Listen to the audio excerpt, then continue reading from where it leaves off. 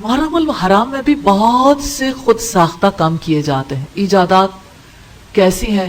جیسے محرم الحرام میں سوگ منایا جاتا ہے. کیا آپ جانتے ہیں کہ سوگ 3 دن کا ہوتا ہے؟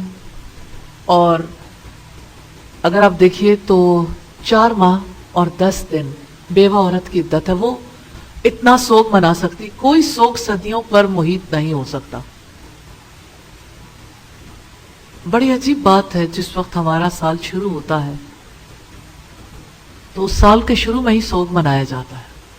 آپ کو لگتا نہیں کہ معاملہ کچھ اور ہے؟ یہ کوئی اور بات ہے. کہیں سے شیطانی غوا کا شکار ہوئے ہیں، اس کا سبب کوئی اور بنا ہے. تو جب محرم کو سوگ کا مہینہ قرار دیا جاتا ہے تو محرم میں پھر زینت کو ترک کیا جاتا ہے. تو اب ہمیں یہ دیکھنا ہے کہ اللہ کے رسول صلی اللہ علیہ وسلم کیا ازواج مطہرات زینت ترک کرتی تھی؟ کیا صحابیات صحابہ کرام زینت ترک کرتے تھے؟ تو ایسا نہیں ہے. تو زینت کو ترک کرنا، محرم میں شادیاں نہ کرنا، یہ خود ساختہ دین ہے. اب دیکھیں محرم میں تمام شادی ہال جو ہیں آلموسٹ سب خالی ہو جاتے ہیں. تو زینت کو ترک کرنا بدعت ہے. اظہار غم کے لیے عمدہ لباس چھوڑ دینا شرم درست نہیں. ننگے سر، ننگے پاؤں اور ننگے بدن رہنا جاہلیت کی رسم ہے. نبی صلی اللہ علیہ وسلم کا فرمان سن کر لوگوں نے چادریں لی، اس کے بعد کبھی کوئی ایسی رسم نہیں کی. یہ ابن ماجہ کی روایت ہے 1485 نمبر پر. دوسری بدعت ہے مرثیہ خوانی. آپ دیکھیں ہمارے چینلز پر ساری سکیم بدل جاتی ہے جب محرم آتا ہے.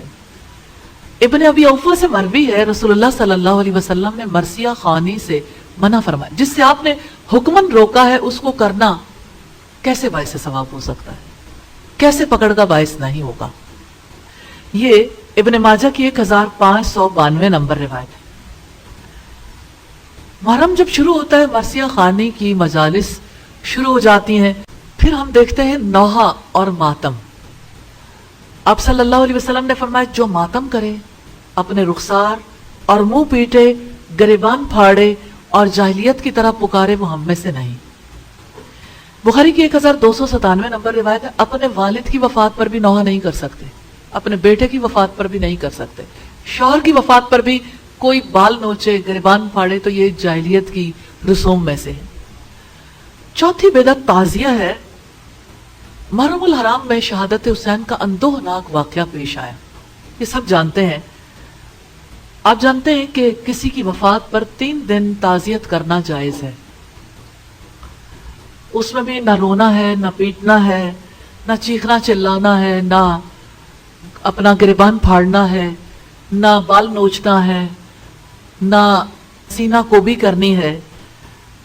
تو محرم الحرام میں یہ سارے کام کرنا یا کسی اور وقت پہ 3 دن سے زیادہ کسی کے لیے بھی جائز نہیں ہے. اور 3 دنوں میں بھی یہ امور نہیں ہو سکتے. محرم الحرام میں تعزیہ روضہ حسین کی نقل کو کہا جاتا ہے. لوگ کہتے ہیں تعزیہ نکل آیا. بانس اور لکڑی کا ڈھانچہ بنایا جاتا ہے، کاغذ، ابرک اور کپڑے وغیرہ چڑھا کر اسے تیار کیا جاتا ہے. اس کے اندر ایک قبر ہوتی ہے جس پر چادر چڑھائی جاتی ہے. اس کے اوپر گنبد ہوتا ہے جس پر نظر و نیاز کا سلسلہ جاری رہتا ہے. مرد اور عورتیں اس کے پاس تعظیماً کھڑے ہوتے ہیں، جھک کر سلام کرتے ہیں، سجدہ کرتے ہیں اور مرادیں مانگتے ہیں. وہیں پہ بہت ساری نظریں پوری کی جاتی ہیں یا نظر مانی جاتی ہے، منتیں مانی جاتی ہیں اور مرادیں مانگی جاتی ہیں. 10ویں محرم کو اسے گلیوں بازاروں میں پھرایا جاتا ہے، پھر اسے دفن کر دیا جاتا ہے. کبھی ایسا بھی ہوتا ہے کہ تبرکن اسے گھر میں رکھ لیں. درست نہیں ہے، کیونکہ وہاں کوئی زیارت نہیں ہوتی جس کے لیے لوگ جائیں. لکڑیاں، بانس، کپڑے، ابرک، کاغذ زیارت کے لائق نہیں، پھینک دیے جانے کے لائق ہیں.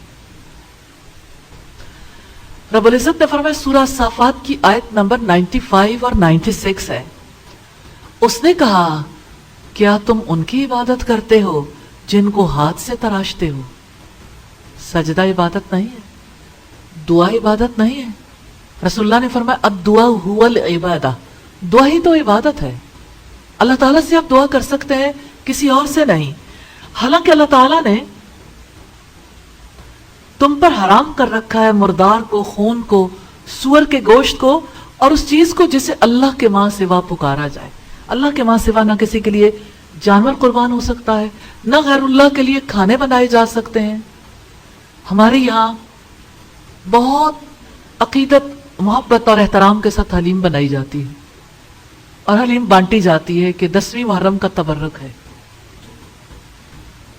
نبی صلی اللہ علیہ وسلم نے ایسا کوئی کام نہیں کیا، نہ ایسا کام کرنا باعث ثواب ہو سکتا ہے.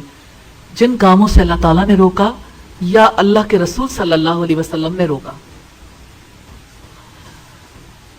اللہ تعالیٰ نے ہمیں اپنے لیے پیدا کیا ہے تاکہ ہمارے دل محبت اور تعظیم کے ساتھ اس سے جڑ جائیں. اللہ تعالیٰ ہم سب کو اپنی عبادت کی توفیق دے اور ہمارے دلوں کو اپنے سے جوڑ لے. 5ویں بڑی بدعت ہے سیدنا حسین علیہ السلام کے نام سے سبیلیں لگانا. محرم کی سبیلیں کون نہیں جانتا، لگائی جاتی ہیں. محرم کی سبیلوں سے لوگ جب کچھ پیتے ہیں تو پلانے والے سمجھتے ہیں کہ اس کا ہمیں اجر ملے گا. کربلا کے میدان میں 3 دن تک بھوک پیاس برداشت کر کے شہادت کا رتبہ پانے والوں کی یاد میں ٹھنڈے مشروبات پیے اور پلائے جاتے ہیں، اور منوں کے حساب سے کھانے تقسیم کیے جاتے ہیں، اور شربت پلانے والے، کھانے کھلانے والے اپنے رب کی یاد سے غافل ہو جاتے ہیں. ان اوقات کو دیکھیے جن اوقات میں لوگ بڑی محبت اور احترام کے ساتھ ان سارے امور میں مصروف ہوتے ہیں، کس کو نماز کا ہوش رہتا ہے. کیا قدر مشترک ہے بھوک پیاس اور سبیلوں اور کھانوں میں. بھوک پیاس برداشت کی گئی، یقیناً یہ بڑا اندوہناک واقعہ تھا. ہم سب سیدنا حسین رضی اللہ تعالیٰ عنہ سے محبت رکھتے ہیں. نواسے رسول کے ساتھ جو کچھ ہوا، یقیناً ان سارے واقعات سے دل کٹتا ہے. یہ ہماری تاریخ کا ایک سیاہ واقعہ ہے، لیکن اس واقعے سے بھی دین نہیں بدلے گا. محرم الحرام کا مہینہ ہے، سیدنا عمر اسی مہینے میں شہید ہوئے. اس مہینے میں شہادت پانے والوں کی ایک طویل فہرست ہے. اگر جانے والوں کے اعزاز میں اسی طرح مہینے اور دن مقرر کیے جائیں تو سال کا کوئی دن خالی نہیں ہوگا. تو خوشی کس دن آئے گی؟ سال کے شروع میں ہی ایسی تقاریب منعقد کر کے پوری دنیا پر ہم کیسا تاثر دے رہے ہیں کہ ہم ایسے لوگ ہیں کہ اللہ تعالیٰ ہم پر انعام کرے تو ہم سینہ کو بھی کرتے ہیں.